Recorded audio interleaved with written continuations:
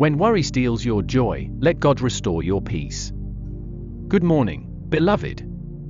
As you step into this new day, I want you to take a deep breath and let go of every weight of worry that has been sitting on your heart. God did not create you to live in fear or anxiety, He created you to walk in peace. The Bible says in Philippians 4 verse 6, "Do not be anxious about anything, but in every situation, by prayer and thanksgiving, make your requests known to God."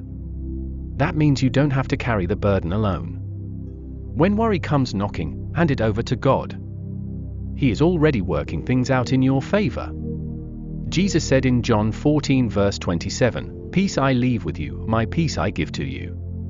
That peace is not temporary, it's lasting, unshakable, and greater than any storm around you. So right now, let His peace flow into your heart. Let His presence calm your mind and silence every fear. Father, this morning we ask you to restore peace to every anxious heart listening right now. Replace every worry with faith and every fear with joy. Let your peace guard their heart and mind in Christ Jesus. Today, you will not walk in worry. You will walk in peace. You will walk in confidence, knowing that God is with you, God is for you, and God will never fail you. In Jesus' name, Amen.